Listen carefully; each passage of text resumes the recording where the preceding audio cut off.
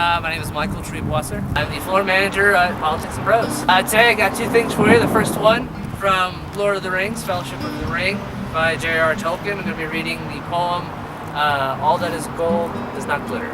The other one is Natasha Trethewey, a native guard from her collection of poems called Native Guard. So this is Native Guard. It starts off with a quote from Frederick Douglass. The quote reads, "If this war is to be forgotten, I ask in the name of all that is sacred, what shall men remember?" November 1862. Truth be told, I do not want to forget anything of my former life. The landscape's song of bondage, dirge in the river's throat, where it turns into the Gulf. Wind in trees choked with vines. I thought to carry with me want of freedom, though I had been freed. Remember, it's not constant recollection.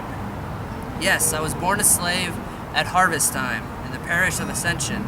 I've reached 33 with history of one younger inscribed upon my back. I now use ink to keep record, a closed book, not the lure of memory, flawed, changeful, that dulls the latch for the master, sharpens it for the slave. December 1862. For the slave, having a master sharpens the bend into work, the way the sergeant moves us now to perfect battalion drill, dress parade. Still, we're called supply units, not infantry, and so we dig trenches, haul burdens for the army no less heavy than before. I hear the colonel call it work. Half rations make our work familiar still. We take those things we need from the Confederates' abandoned homes, salt, sugar, even this journal, near full with someone else's words, overlapped now, cross-hatched beneath mine. On every page, his history intersecting with my own. January 1863. Oh, how history intersects. My own Perth upon a ship called the Northern Star, and I'm delivered into a new life. Fort Massachusetts. A great irony, both path and destination of freedom I not dared to travel. Here, now, I walk, ankle deep, in sand, fly-bitten, nearly smothered by heat, and yet I can look out upon the Gulf and see the surf breaking, tossing the ships, the great gunboats bobbing on the water.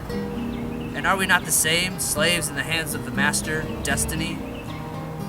Night, sky red with the promise of fortune. Dawn, pink as new flesh. Healing, unfettered. January 1863. Today, dawn red as warning. Unfettered supplies stacked on the bench at our landing. Washed away in the storm that rose too fast, caught us unprepared. Later, as we worked, I joined in the low singing someone raised to pace us, and felt a bond in labor I had not known. It was then a dark man removed his shirt, revealed the scars cross-hatched like lines in this journal on his back. It was he who remarked at how the ropes cracked like whips on the sand, made us take note of the wild dance of a tent loosed by wind.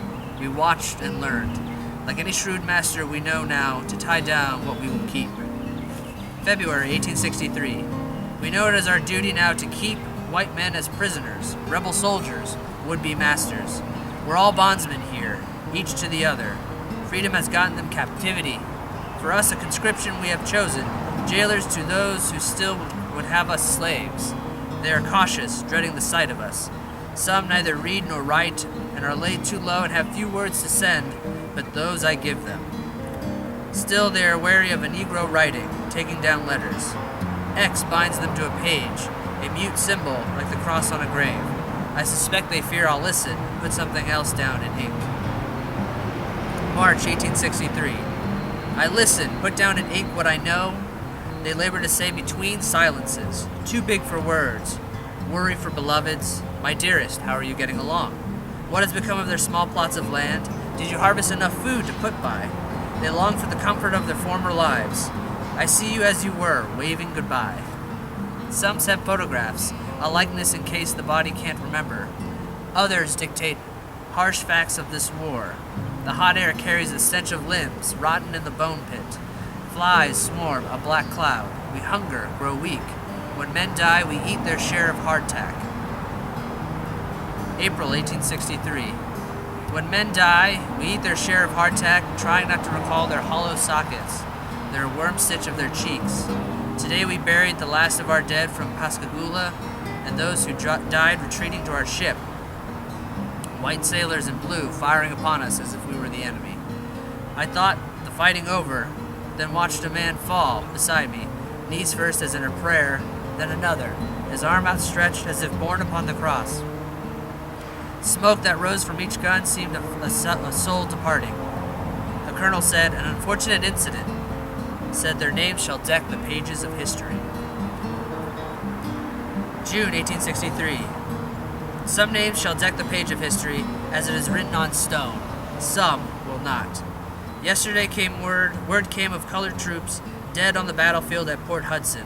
How General Branks was heard to say, "I have no dead there," and left them unclaimed. Last night I dreamt, their eyes still open, dim, clouded, as the eyes of fish washed ashore yet fixed, staring back at me. Still more come today, eager to enlist. Their bodies, haggard faces, gaunt limbs, bring news of the mainland. Starved, they suffer like our prisoners. Dying, they plead for what we do not have to give. Death makes equals of us all, a fair master. August 1864. Dumas was a fair master to us all. He taught me to read and write. I was a manservant, if not a man.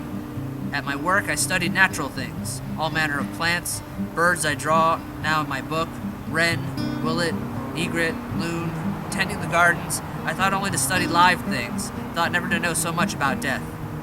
Now I tend ship island graves, mounds like dunes that shift and disappear. I record names and send home simple notes, not much more than how and when, an official duty. I'm told it's best to spare most detail, but I know there are things which must be accounted for. 1865. There are things which must be accounted for. Slaughter under the white flag of surrender. Black massacre at Fort Pillow. Our new name, Corps d'Afrique. Words that take the native from our claim. Mossbacks and freedmen, exiles in their own land, the diseased, the maimed, every lost limb and what remains. Phantom ache, memory haunting an empty sleeve, the hog eaten at Gettysburg, unmarked in their graves, all the dead letters unanswered, untold stories of those that time will render mute. Beneath battlefields, green again, the dead molder, a scaffolding of bone. We tread upon, forgetting, truth be told.